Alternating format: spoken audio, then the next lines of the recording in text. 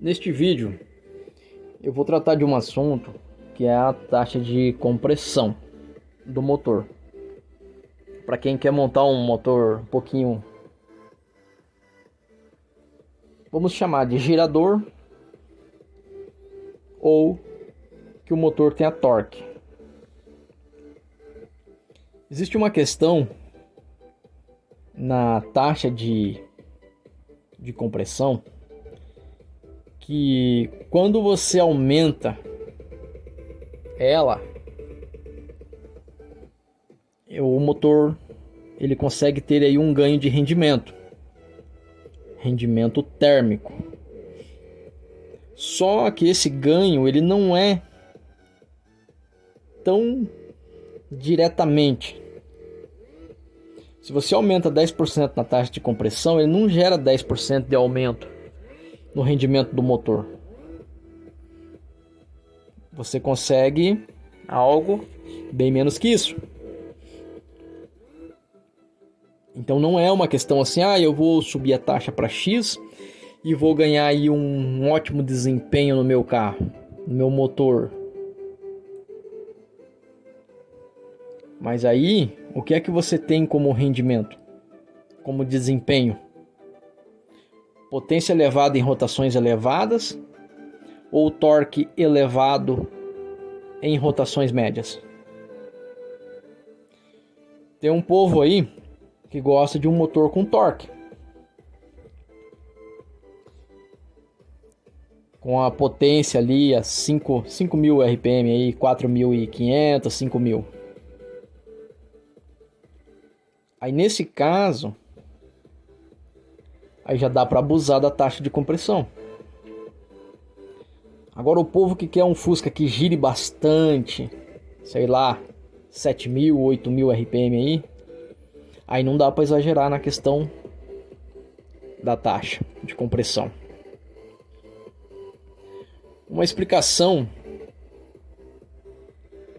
para isso poderia ser o seguinte: quanto maior a taxa de compressão, sempre o motor vai ter uma tendência de bater pino. Eu não vou aqui citar o que é o bater pino, porque a maior parte do povo aí que mexe com motor entende o que é bater pino. Então eu não vou aqui usar o nome científico aí, eu vou tentar falar o jeito mais fácil que o pessoal entende. O que é bater pino no motor. Aí o que acontece? E todo mundo sabe que isso é perigoso. E quando isso acontece, você vai ter que baixar o seu avanço de ignição. Os carros de injeção eletrônica aí, modernos, eles fazem isso aí, a injeção ela identifica e ela corrige. Coisa que nos Fusquinhas, que é o que a gente está falando no motor ar, isso não acontece. Então, não é bom. Aí quando você reduz o avanço de ignição, para você não bater o pino, o que acontece? Você faz a centelha lá na vela saltar um pouco depois. E esse pouco depois vai acontecer quando o pistão já estiver descendo, que é o famoso PMS, ponto morto superior. E quando o pistão já está descendo, você já perdeu a eficiência toda. Que é muito ruim quando o pistão já está descendo e é muito ruim quando ele está ainda subindo e a explosão ainda acontece. As duas formas é ruim. E aí você começa a ter aquela situação de uma rotação alta. E aí você vai ter essa questão acontecendo numa rotação alta, que aí você quer estar ali girando alto. E você vai vendo que o pistão está sempre descendo e a explosão acontecendo com o pistão já descendo, então você já perdeu todo o limite, toda aquele, vamos dizer assim, o poderio da explosão você já está perdendo. E isso vai acontecer independente do comando que você estiver usando, porque sempre o pistão vai estar descendo e vai ter a explosão já com o pistão descendo. Então, tudo que você imaginou, planejou, já deu errado aí. A sua eficiência térmica acabou aí. Se aqui nas bombas do posto de gasolina tivesse um combustível que queimasse muito rápido, com, vamos dizer assim, com a propagação de chama muito rápido, esse efeito aí poderia não acontecer. Mas a gente sabe que nos postos de combustível é mais fácil você conseguir aí uma gasolina adulterada do que uma gasolina ótima. Já começa por aí. Uma outra coisa que vai acontecer é o seguinte: eu quero um motor que gire bastante na gasolina, então você já não vai pensar em taxas de compressão elevadas, que não vai dar certo. Isso é muito claro isso. Quando você tem uma taxa, por exemplo, eu fiz um motor para mim com uma taxa de compressão de 9.5. Eu usava 5 de ponto inicial. Então toda o esperado ele não acontece, porque ele começa a dar a detonação. E aí a alta rotação, quando você está aí girando alto, já limita. E se você usa aí um comando, se caso usar um comando de uma graduação muito alta, vai ficar pior. Aí você vai lá e monta um comando lá, um W110, que aí você quer que ele gire aí 6.000 RPM aí, com uma taxa de compressão de 9, por exemplo, 9,5, já não vai dar certo. E se você aumenta a taxa de compressão lá para 10, aí que vai complicar mais ainda. Então, se você quer uma taxa de compressão muito grande, você deseja ter uma taxa de 10, por exemplo, compensa muito mais você ir comprar um comando desses aí de Fusca original mesmo, talvez lá daquela Kombi álcool, se eu não me engano. E aí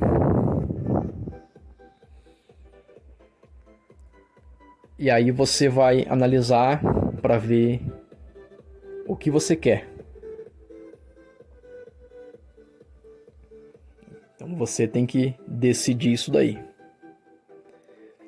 Quando você quer um motor que ele seja um motor que tenha torque, vamos dizer assim, para um uso de cidade, você pode perfeitamente usar uma taxa mais alta. E aí você pode colocar um comando bem o mais pequeno que você achar, um exemplo. Agora, quando você quer um motor girador, aí você derruba a taxa de compressão, coloca um comando lá de 300 graus lá. E aí com isso você consegue, com um avanço inicial, né, que também vai ter que ser maior, e aí você consegue fazer esse perfeito casamento entre taxa de compressão, comando e a consequência é o ponto de ignição. Essas três coisas elas estão interligadas. Então, uma taxa de compressão aí muito alta, ela não é interessante quando você vai colocar aí um comando grande. Não vai dar certo. Então, nessa hora você tem que fazer aí o seu perfeito planejamento do que você quer, porque na prática não vai dar certo.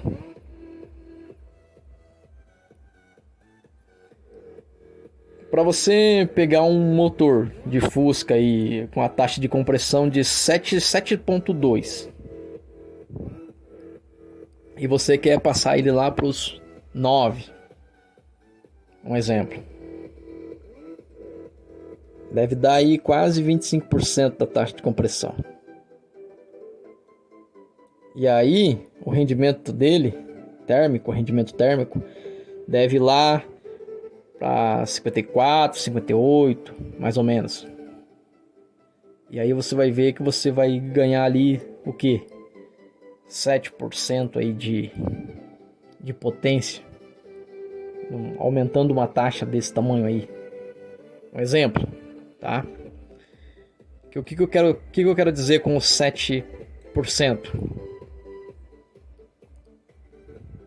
Aí você começa a sofrer para conseguir ajustar o avanço inicial, a mistura, porque a batida de pino ela vai acontecer.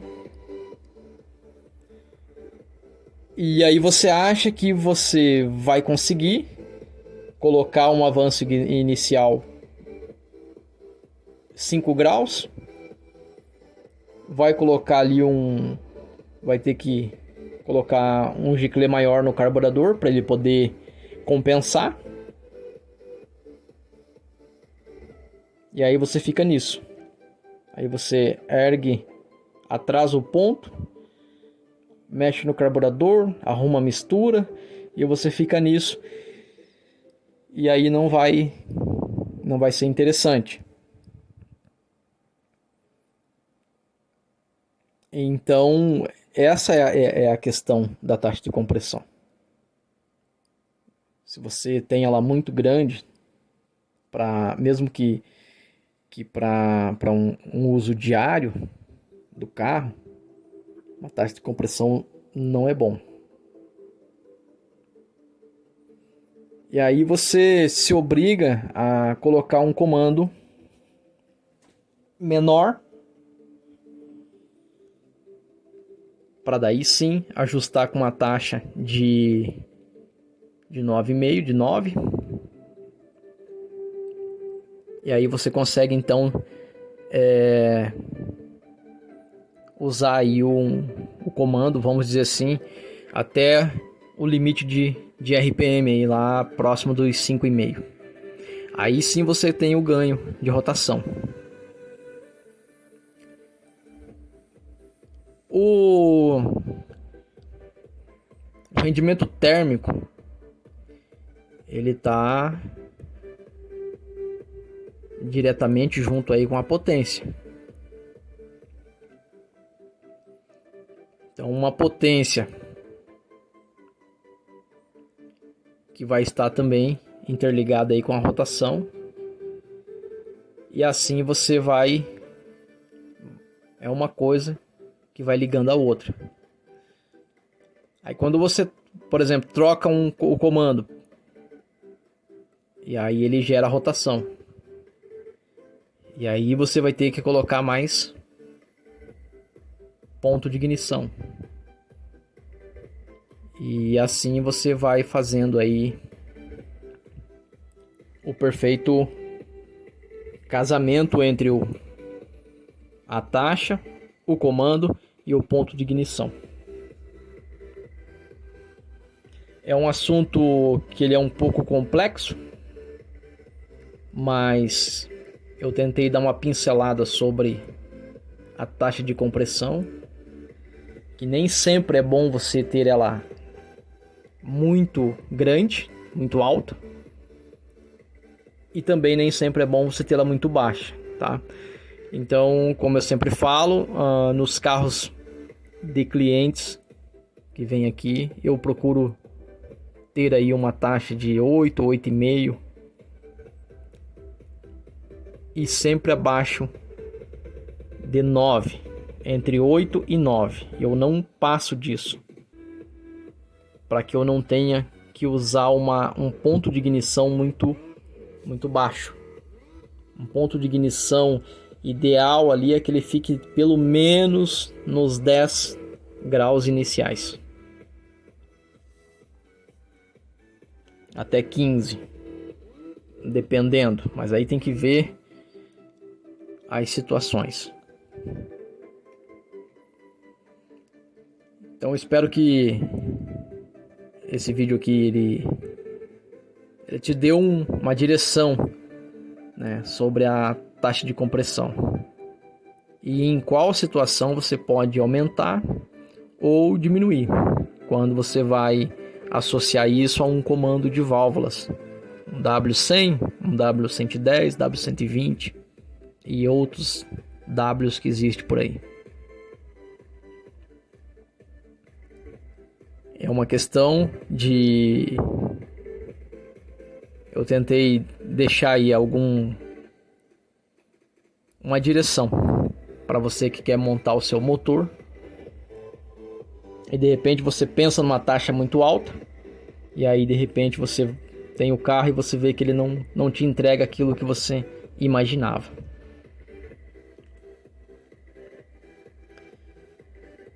Tem um inscrito, Ivan Perrone. Aí ele deixou aqui uma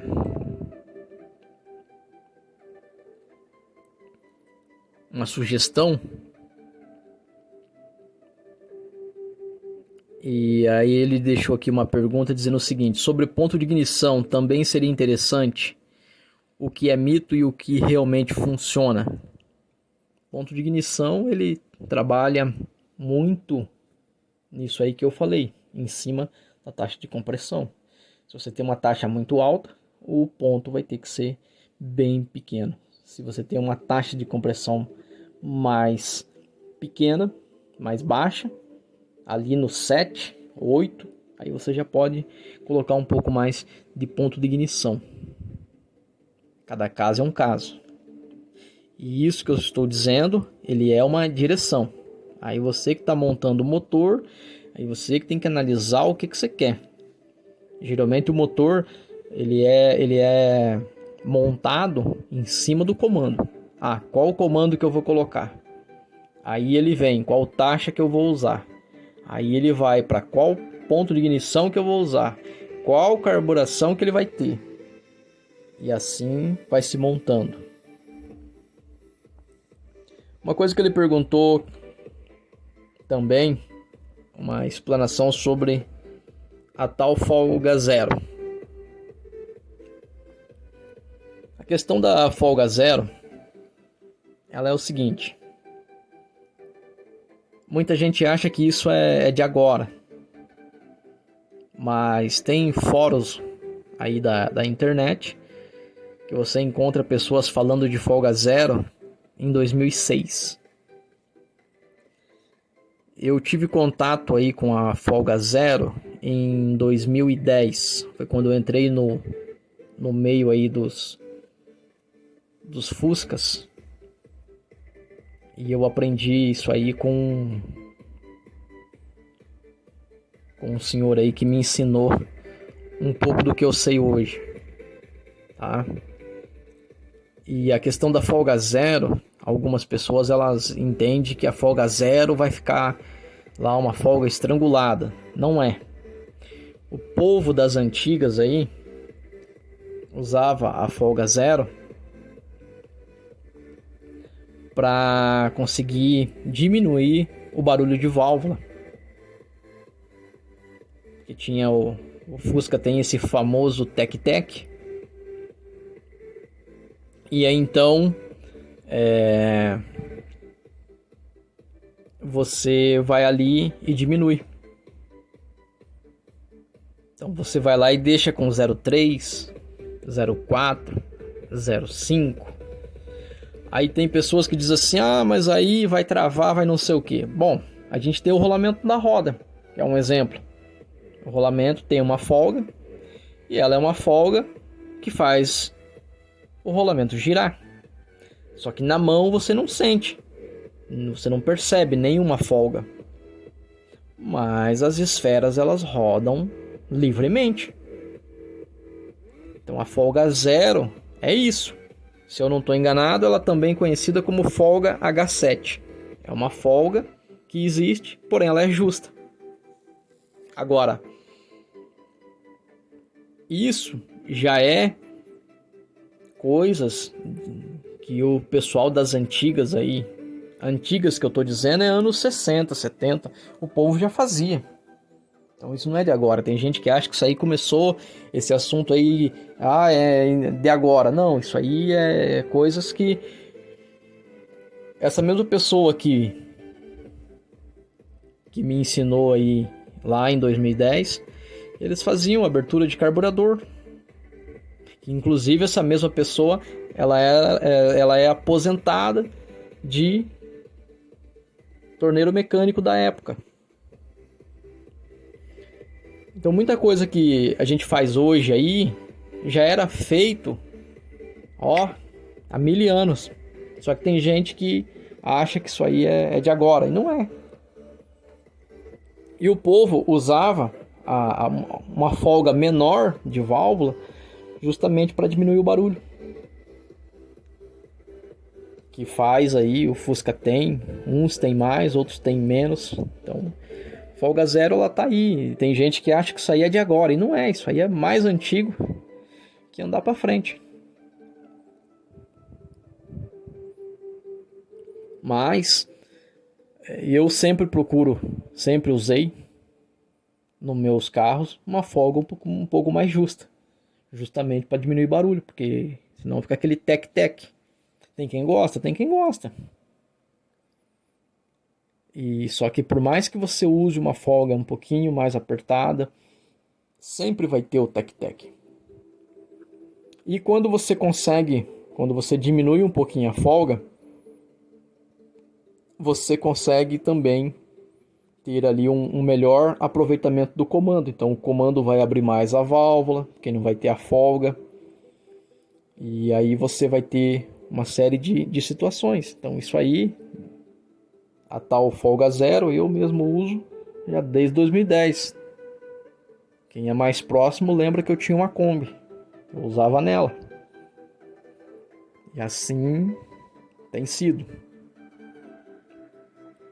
A questão de você usar a folga zero ou não, ela parte do princípio de regulagem de válvula. Tem muita gente que não sabe que se você regula a válvula e aí você gira o motor, faz uma volta completa no motor e vai lá verificar a folga, e tem uma grande possibilidade de algumas delas estarem presas ou muito folgada. Por isso que eu falo para quem vai, me pergunta como regular a válvula, eu sempre digo o seguinte: regule. Você pode começar pelo cilindro 2, você faz ali 2, 1, depois o 4 e o 3, e com as tampas abertas, você vai e dá na chave. Faz o motor girar na chave, e com as tampas abertas ali você vai lá e reconfere. Porque às vezes acontece de uma válvula estar presa ou tá frouxa. Tudo isso aí acontece, mas você não vê ninguém falar sobre isso. E o porquê que isso acontece? Você pode ter N situações. Então, uma folga, a regulagem de válvulas, ela tem que ser feita com motor frio e tomando essas questões. Porque se você faz a folga zero e você não toma esse cuidado, você pode ter uma válvula presa. E aí você vai dizer, mas aí a folga zero não presta. Não, você fez errado. Eu prefiro usar a folga de 0,10. Maravilha. Faz aí, usa. Eu sempre usei uma folga menor, inclusive nos carros de cliente meu, para diminuir o barulho. Com isso, o comando é melhor copiado e ele acaba abrindo mais e dá um pouquinho mais de potência e o cliente fica feliz. E é isso. Mas para isso você tem que tomar alguns cuidados. Ter certeza que não tem nenhuma presa, que você não tem vareta torta, que você não tem balanceiro ali com alguma deformidade, entre outras coisas.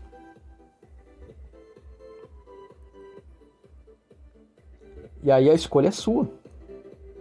Se você quer ou não fazer a tal folga zero. Que é isso. Então muita coisa que a gente vê hoje nos pessoal fazendo, comentando, igual por exemplo, abre borboleta. Isso aí já é muito antigo.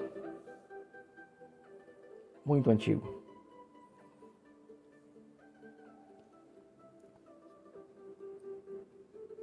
Então, eu espero que esse vídeo sobre a questão de taxa de compressão,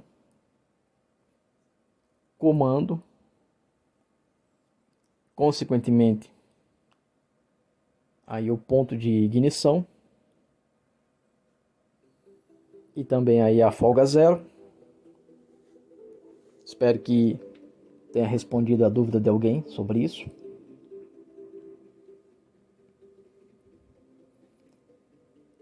E aí cabe a você analisar quanto de inicial que vai usar, ou seja 10, ou seja 15, ou 20.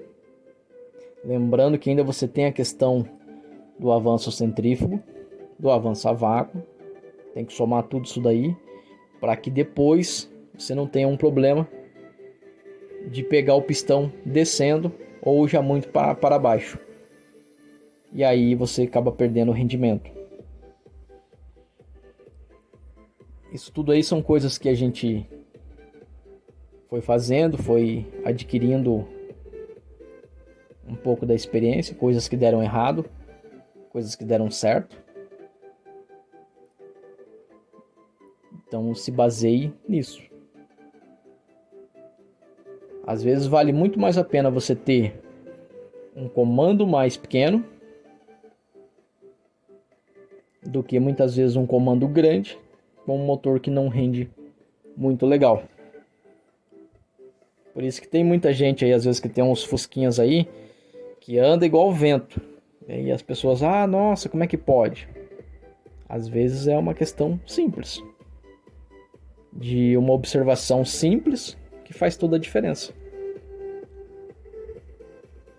Eu espero que esse vídeo tenha ajudado você, talvez aí a pesquisar mais sobre o assunto, ou se interessar mais aí pelo assunto que é a taxa de compressão, que não é algo tão simples, que também não é algo tão complicado, mas que isso vai te trazer para o seu carro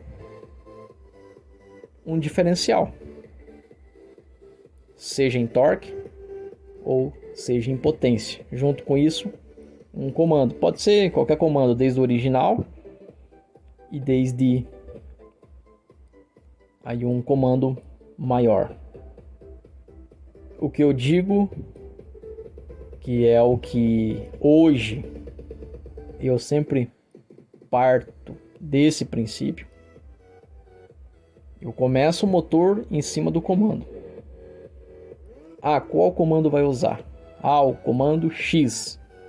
Então, em cima do comando, eu já calculo a taxa de compressão, automaticamente eu já vou ter uma ideia de quanto que vai ser o inicial, o avanço inicial. E aí depois a carburação. Que aí você vai poder usar um Venturi 22, um Venturi 24, aí nas medidas já conhecidas. E aí você pode ir para o 26, pode ir para o 28. Pode usar ali uma borboleta 32, 34, 35, 35,5. Então é uma coisa que uma coisa depende da outra, tá? Então essa questão da taxa de compressão é uma forma de clarear a mente de quem está querendo de repente saber por onde começar. Eu não estou ditando uma regra, só estou dizendo algumas observações que a gente já fez no chão da oficina, que às vezes o negócio dá muito errado. Então a gente parte de umas anotações e a gente chegou aí nessas questões. Aí se você disser assim, não, eu não quero usar folga 0, não use. Ah, eu quero colocar uma taxa de 10, coloque. Veja como é, como vai ser. O que eu estou dizendo é para tentar facilitar o seu entendimento do que é a taxa de compressão de um motor e do que é um motor que gira bastante e um motor que tem mais torque. Tem um povo que gosta de giro, tem um povo que gosta de torque. E o mundo é livre, cabe todos nós. Eu espero que esse vídeo tenha trazido algum entendimento para quem procura entender sobre taxa de compressão. Se tiver alguma dúvida, coloca aí nos comentários. E eu espero que esse vídeo tenha te ajudado de alguma forma. E até o próximo vídeo.